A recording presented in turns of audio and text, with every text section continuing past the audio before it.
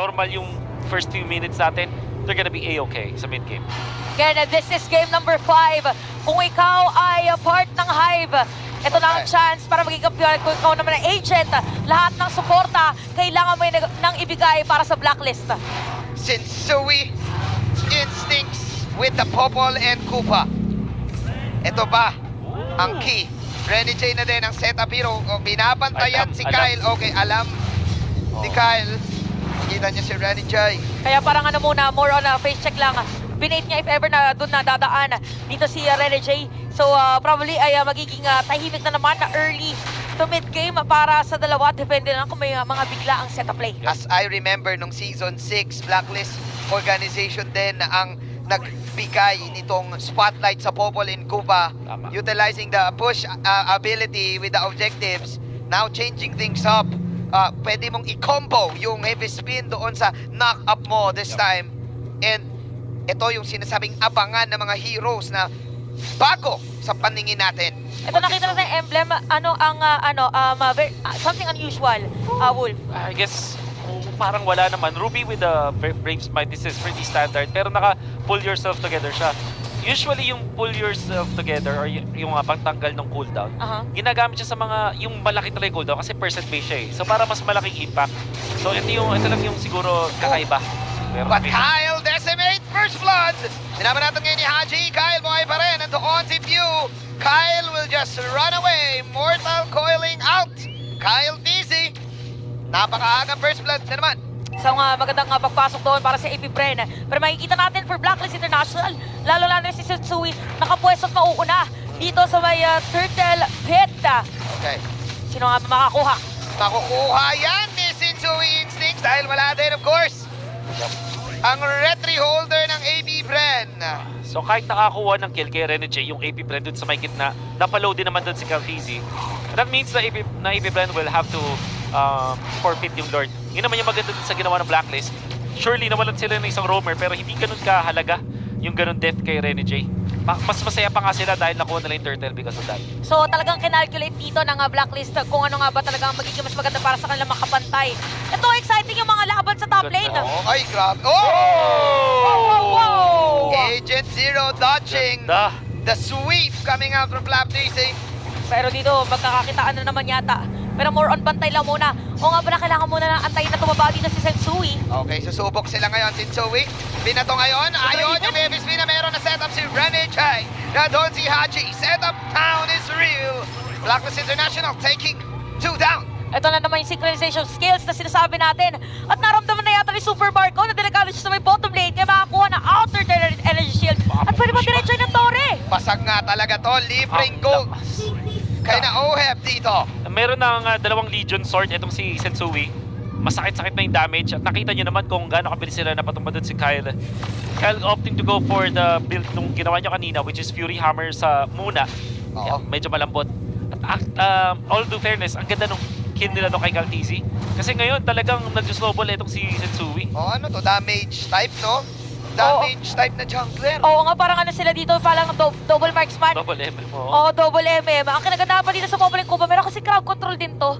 Yep. Tsaka merong front, medyo mahirap dito para sa ng AP Bren. Oo. Napasukin anytime. Kaya naman lumobo, 4 minutes pa lang tayo, 2.1k Yep. gold lead na agad. Medyo makate ang Chicho Dog na yan kapag na-free hit ka. Oo.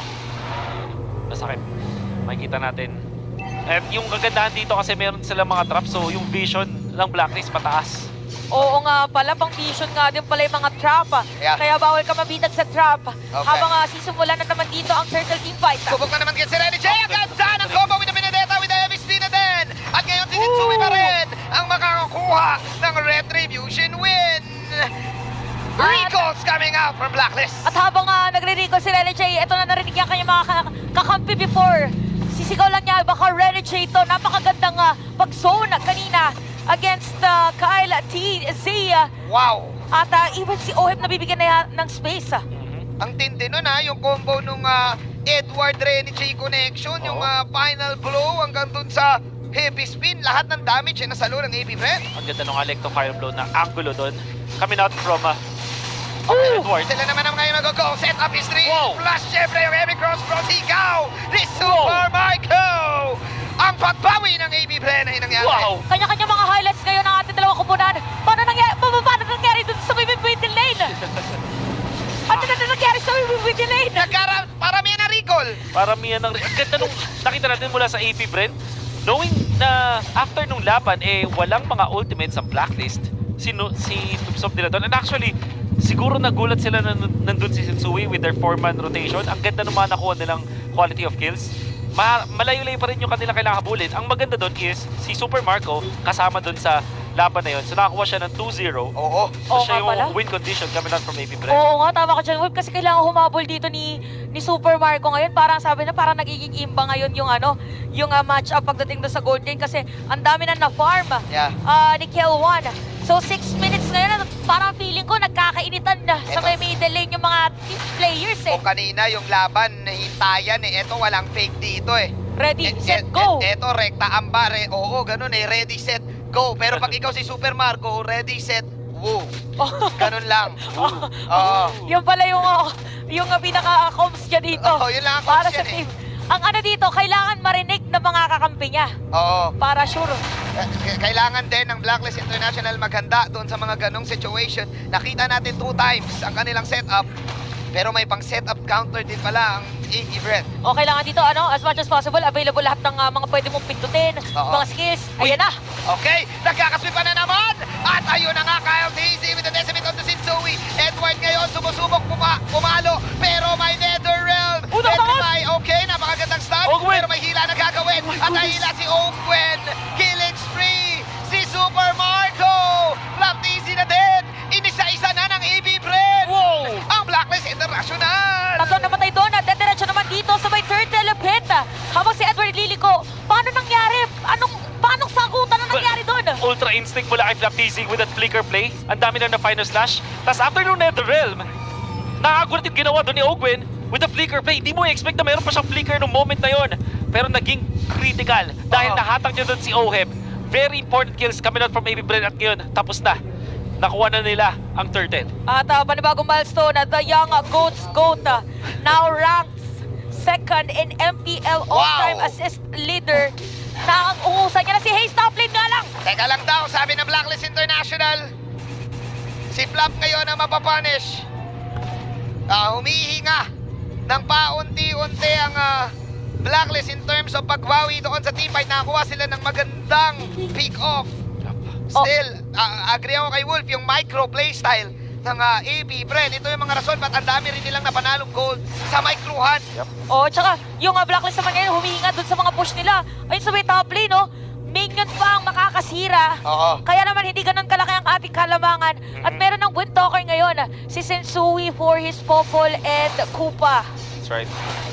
Yan na yung mga titignan natin later on yung damage output coming from Sensui with BOD plus Windtalker. Oo. Tapos Hasclaw plus the Berserkers from Oheb.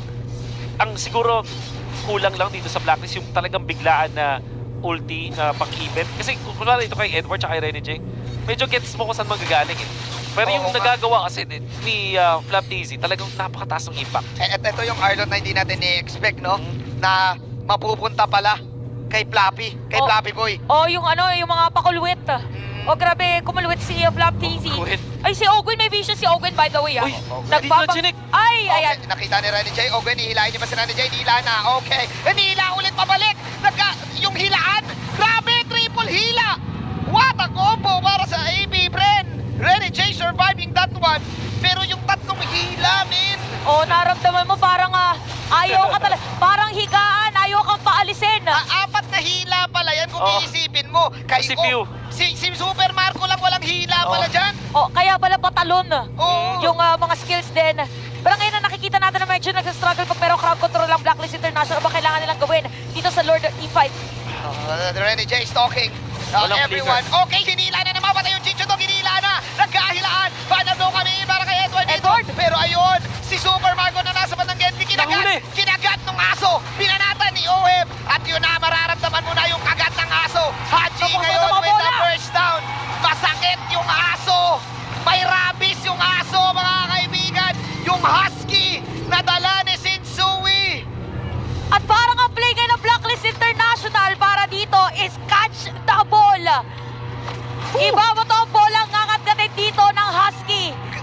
Sensui, kaya naman makakasira na sila ng Torre dito sa may middle lane. From Chincho Dog to Husky Dog, Sensui, mga kaibigan. Naka-max fight yung aso. Parang hindi, mahihirapan pa tumipensa dito sa may middle lane.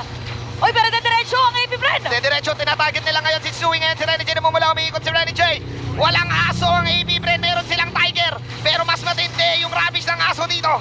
Ang ganda ng pinakita nung Blacklist International with their recovery. Alam na nila yung gusto gawin ng AP Bren yung makahatak. At ang nangyari is yung AP Bren committing onto Renny J. Understandably, na pwede mong bigyan talaga yung hero na yon. Pero nandun si Edward to follow it up. At yun na, Vintage Agent Zero with the push. kahit ma-punish, ay, nagamit na yung second. Final sweep. Makakawala ba si Edward? Hindi na. Finish off ni Super Marco. But that's a tower down. Pero huhulaan ko yung gusto mo sabihin dun sa sentence mo, Wolf, if ever manabani siya, okay lang. Oo, Kasi middle lane ang nasira niya. exactly. At yung wave dun sa may gitna, gusto na Blacklist International na ma-push. Kung sakaling magkakaroon ng Lord ulit next time, dyan pupunta yung Lord. Sa ngayon, kung titingnan natin yung health ng mga torre, at ito na naman si Ogwen, mas pata ni Renny J. Masakit yung late game burst na meron. Yung yung Blacklist. Ang ganda sana ng ila dito eh. Oo, kaso. Oo. Nadamay pala yung yung Husky. Nakita mo yung Ayun, Red Realm dito, dalawa lang yung kasama, yung dalawa lang sila. So hindi natulungan si Super Marco doon. At isang kagat may stun din kasi agad na instant, halos instant pala. Yung Popolin Koopa, pag nakagat ka na nga talaga ng aso. Wala, pag nakagat ka ng aso, dapat mag-ready ka na eh. Parang to sa totoong buhay lang, Oo. anong gagawin mo syempre pag nakagat ka ng aso? Ito yung sasabihin, yung aso hindi nangangagat, pero Oo. biglang ganun yung Kaya gagawin. eh. nag-aalit pala. Anong ginagawa mo dito? Kaya nangyayari. Pero 7-6 ang ating score. Look at the items. Masakit na din yung mga bola dito ni Oheb. Oo. Grabe kasi pala yung DPS na Wolf. Kaya parang pagdating sa teamfight, mas gusto ng Blacklist na sila yung pausbong or Yep. pasugod. And every time na yung ginagawa din kasi dito ni Few is yung NetherRealm, what they need to do is just isolate etong si Few away from his team of the team. Ay, nako. Nakita sila nung Gusto nilang baragin yung... dito. Oo, nakita yung conceal. AP Bren, naramdaman nila ang bangis ng rabies. Oo. Naramdaman nila na makati ang rabies. Kinagat yung tiger eh. Kaya, ganun talaga yung nangyari. Kaya nag-refocus muna ang AP Oo. Bren dito. At dahil natikman na nila or nila ang Arabis, medyo may taning na ngayon. Oo. Dahil abot na rin tayo ng late game. Kailangan nilang magpa-injection. Oo. Anti-tetanus tsaka anti-rabies. Ano klaseng injection ba ngayon ang makakasolve? Si Flap. Si Si Flap, Tsaka yung anti-tetano ni Few. Gaano kakunat ang balat ni Flap Easy Oo. para dito sa Husky ni Shinjui. parang yung Husky dito na Sensui, road to werewolf yata. Oo, okay. Mukhang totoo na yung laban na to. May nakap na gagawin. World D What's up, coming Edward? in. Pero nag-ipit. Nag-ipit! Zone lang muna. At yung aso yung nakalasit. Sa lahat pa naman ng mga kalasit, aso pa. May laban na gagawin ngayon ng AB Fred. Pero medyo makati talaga. Nandoon ngayon si Super Marco. Nag-win shot. Super Marco tumatakbo. Inaabot ngayon ni Edward. This time lumalamang ang AB Fred. Masyadong mabilis yung Tiger. Yung Tiger sa mabilis. Oh! What a speed move. Pero nahabol pa rin ni Agent Zero. Nandito pa rin sina Ogwen. Dash in, Andy dash yan. Agent Zero, Edward will survive. Blacklist will take the Lord. Si Super Marco nawala. Dalawa naman sa Blacklist na nawala. At ang call ngayon ng Blacklist International, magkili na naman, may Ninja Grave! In-injection ni Black Daisy at tinusok ni Kyle Daisy. Okay, meron tayong tatlong casualty para sa Blacklist International sa kay Lord. Is it worth it for the team fight? Worth it kung economy-wise at well, hindi naman matatapos yung laban. So, truth be told, parang lang pares labang sa naging exchange na yun. Napaka-electric yung nakita nating laban. But obviously, hindi makakatapos ang Blacklist International because of that. May second life. Ang ganda nung Netherrealm ni Few. At saka ni Haji, nag-flicker out siya. Actually, silang dalawa. Oo nga naman. Nag-flicker tas pasok bigla si Haji gamit yung dash tapos nag-netherrealm. Kaya medyo nabuhay dun si Oheb at napasama yung pwesto dito ni Super Marco. Okay, abangan natin ngayon. Ang tanong natin kanina kung worth it, lalong-lalo na sa mga nanonood ngayon na dahil kakaibang aksyon Oo. na pinapakita ng ating dalawang koponan. At parang talagang IFU ang Nangyayari. magkakit lang Sa totoo lang, hindi ko na nga alam yung nangyari. Ang alam ko lang, balugbugan eh. Ako din eh. Yung Torres sa gitna, doon lumamang ang Blacklist kasi ang laking bagay nung mid-tower. Oo, ang ganda rin nung ginawa daw ni Rene J. Nakita niya lahat ng members ng AP Brand, inipitan niya agad. At habang nangyari yung communication nila is to burst yung Lord. Hindi na nila sinobrang hatak dun sa side nila. Binigyan na talaga nila yung Lord at i-burst yun gamit yung kanilang ulti dun sa kay Sensui at kay Oheb. yung bagay dito sa Blacklist International is i-burst down yung mga objectives. Yun yung bagay na hindi magagawa ng AP Brand basta-basta. Ayan na. Speaking of, pag mga ganito magkakakitaan, medyo mararamdaman mo na. So, kailangan po nang mag-burst. Ngayon na-burst. Parang hirap i-burst ni Sensu. Meron kasi siyang... May Chicho kasi. Chicho Oo. Dog. Ang hirap din namang pasukin dito ni Oheb. Kasi friend siya ng may Chicho Dog. Oo. May husky eh. Alam mo naman sa totoong buhay, pag may kasamang husky, ayaw mong baragin eh. Husky Oo. nga yan eh. Oo. May... Ano yun? Gusto ko masana Sige na nga eh. Ayun na yun Pero eh. tama. Basta hindi na nga agad beware of the dog. Yun na lang yun. Beware of dogs. Ayan, tama. Lamang para sa akin ang Blacklist dito sila ang i-control kasi yung damage output ng burst ay nakita natin. AP Bren, they need parang malayer yung skills nila ng tama on the right target, on the right time. Tsaka ito, kung more on layering para sa ng AP Bren, sa Blacklist International naman, parang ang gusto talaga nila palikod sa kanila or yung patakbo yung kalaban. So, kailangan nilang maging, kailangan nilang ma-enforce dito Ako. na sa kanila ang external Oo. na force. Ito na naman. 16 minutes, almost magsa 17 minutes.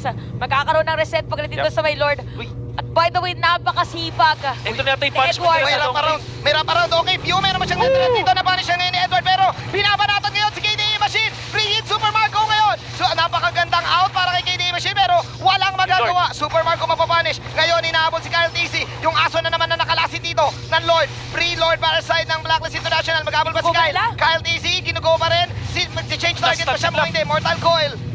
Wala nang magagawa ngayon. May trap yung Chicho What a Dog. trap. Kaya na-stun si Flap. Pero itutuloy pa rin to ng AB Brand. Madadiretso nga yata nila dito sa may gitna. At aalis na lang muna disiplina ang paiiralin dito ng AP Fred dahil meron nga din namang Lord na mag-marcha dito sa may middle lane. Paano ikakapitalize to? Uy, wait lang, sakit na rin ni Makate. Super Marco. Makate yung second skill combo. yung yung way para makapitalize to, yung split push ni Edward, yung magiging crucial. Oh. Tapos, yung gitna kasi kayang i-all-in, yung mga torre, kayang i-all-in nung ng Chicho Dog. Oo nga eh. Mind you, nung season 10, nung lumabas yung Benedetta ni Edward, ito rin yung parang naging key Oo. nila. Yung split push. Sa long lane. The long lane split push na hinatid ni Edward together with the Husky Dog damage. Blacklist International. Unti-unting choke out ang AB Brand. Pero Okay, naku, okay. mapapanish si Edward dito. Ogwen may ulti. Ay! Uy, hindi na kailangan. Hindi na nga kailangan. Super Marco with the crucial pick-off. At ngayon si Red J tumatakbo na. AP Bren. Super Wow. Marco. Kung may aso ka, may panther ako. The Black Panther. Kakaibang mga hayop na natin nakikita for this game at makikita rin natin for Flap TC. Meron rin dito nga, Dominance Eyes.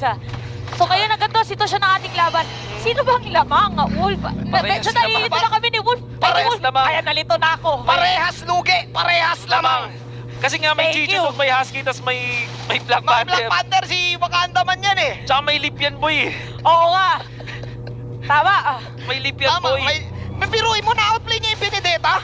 Ganon katindi si Kasi Super wala Marco. akong ang malakas yung Benedetta kapag may stun yung kalaban. Oo. Eh, yung Black Panther, wala. Tatalon lang Tumakbo yan eh. lang. Tsaka may lip. Lumip lang si Super Marco, lilip yan boy. Tsaka Lipan may mo lang. pana, limpanain na yun eh. Ito, Ilista mo na. Ilista mo na. Nililista niya na natin kung anong mga nangyayari. At dahil dyan, ito, tama mga sinabi natin mga kasama.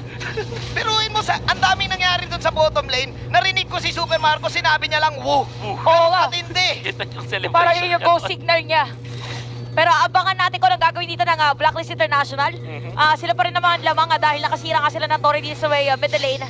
Pero parang Yun na yung Edward specialty na yun eh. nakaangat na rin kasi yung minion wave ng AP Brent. Oo. Pero kung long lane lang din, mas nga dito, mas Benedetta malikot ang talaga eh. Benedetta talaga. Ang hirap mabulin, pero yun pala yung way. Kasi mabilis talaga maglakad yung isang, well, may Black Panther kasi siya.